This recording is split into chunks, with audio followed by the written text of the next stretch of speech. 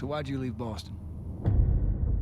Hello everyone, I'm the RealzMedic, and today we're going to be talking about The Last of Us Part 1. Now, The Last of Us Part 1 is going to be a remake of the first game within the series that will have upgraded graphics and being built from the ground up. This game will also have a director's cut for the PlayStation 5 and soon on PC.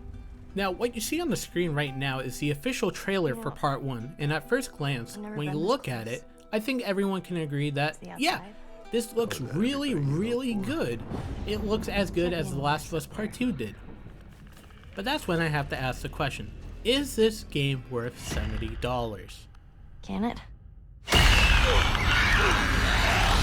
Now, I just want you to think about it because The Last of Us came out back in 2013, originally for the PS3, and only 1 year later did we get the remastered version for the PS4.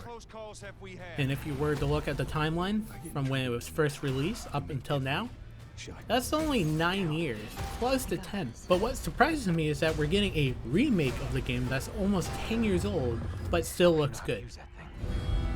I've had some practice. What do I mean by this? Well, let's look at another video by CYCU1, who does comparisons, reviews, as well as gaming news. I'll put their channel in the description if you want to check them out. In their video, they show side-by-side panels of one of them being the remastered version that came out in 2014, and the other side being the Part 1 trailer. When you look at these two as they're playing out, you can notice some obvious changes like the lighting, as well as how much detail is on their face and how smooth everything is running on Part 1 versus the remastered version. This is to be expected, but it's when the video is paused is where we have some difficulties seeing other different things that separate them from one another. Starting with Joel, here we can see him looking out towards the city with Ellie next to him. When looking at him, we can already point out the obvious about his face having a lot more detail to it. We can tell that he is very tired, he has a lot of scratches on him, like on his nose and stuff. And even with his beard, we can see that there's a lot more gray in the Part 1 side versus the remastered.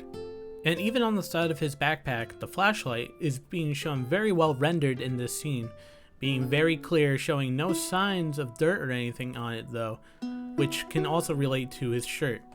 In addition, if we take a closer look at the remastered side, we can see on the right side pocket that there's a hole in it, showing the extra amount of details versus the other side where it's completely clean. Even looking at the Part 1 panel, you really don't see any rips or tears on his shirt versus the remastered version. And this is the same thing for Ellie as well. Let's take a look at Ellie. For Ellie, the same things are true about her. You can tell that there's a lot more detail on her face, you can see the dirt on the side of her, you can see that her eyes are very clear, you can even see where sweat's been running down from the top of her face down to her neck. Again, this is true when it comes to the clothes. If we take a look at Ellie's shirt, we can see how the logo on the right side for Part 1 is completely faded almost. Versus the remaster side, you can see a lot more details to it, you can even tell where it's been pressed, all the little marks there are starting to flake off of it.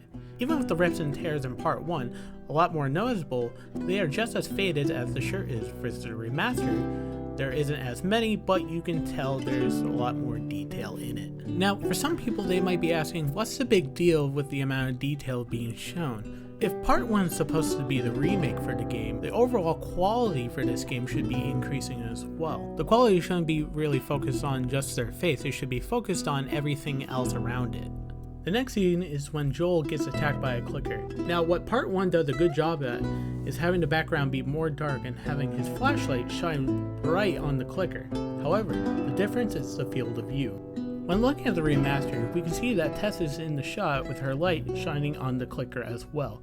We can even see her being shocked that Joel is attacked. When we look at Part 1, however, it's only Joel who has his flashlight on the clicker. Both Joel and the clicker are being shown with great amount of detail, but the surrounding area being darkened to focus more on their action versus Tess or Ellie in that moment.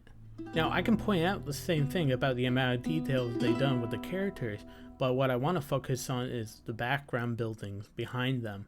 If we focus on Part 1, we can see only just the door and nothing else behind it. Everything in that area is very dark. As for the remaster, not only can we see the door, we can also see a little bit of the back of the building as well. Now, I can continue on pointing out the same thing with how they look as well as how the environment looks around them, but that's minor in comparison to the actual issue with this game. The main issue comes from the fact that they are re-releasing the same exact game, and the question is why? As far as we know, this game is going to be the same as it was back in 2013 when it first came out. The story isn't going to be different. The characters might look better as well as the environment, but that's not changing it. And what drives me crazy is they're calling it a remake. You might be asking then, what's a remake and what's a remaster? Well, here's the definition of a remaster. The remaster version is a revamped version of the older game, while adding new content to a video game remaster is not mandatory. The touch-up version can sometimes receive additional in-game content. In addition, video game remasters typically mean classic video games with repainted visuals and in-game mechanic. Also, the in-game mechanics are optimized for the current generation of platforms the classic remaster is launching for. As for the remake, a remake is a modern version of a classic video game rebuilt from scratch. Video game remakes make sure the game runs on the latest console or PC. In addition, video game remakes are games reborn with entirely different elements, however, staying true to the original game. A good example of a remake is Final Fantasy VII. The game goes from the low-poly JRPG that was on the PS1 to a full-on upgrade with realistic characters, environments, even adding additional elements such as voice acting to give it a new look to it. However, it's staying true to itself. So where do we see this in The Last of Us Part 1? Nowhere really in the trailer. The characters, although looking better and being built on a different engine, it still has the same / close animations as before. The main story isn't changing, so that doesn't make it really a remake. The only thing we know so far in terms of it being a remake is from Neil Druckmann, the director of the original Last of Us. During the Summer Game Fest, he said that there will be a new AI, there will be new combat system, and the game will run very smoothly to be optimized for the PlayStation and on PC. He also mentioned that there will be some additional content being added to the game, being closer to what he and the team originally had for it. But that's it. Those are the only things separating it. So there's a couple of things I want to point out before people make conclusions. Well, if the game is being built from the ground up, then that makes it a remake, right? Because that's what the definition says. And you would be right, yes. The game would be a remake by definition. And if Neil says that they're going to be new AI and new combat system in place, and plus they're going to be adding additional content to the game, that also classifies it as a remake, right? Again, yes, you are correct by definition. So why am I ranting about it?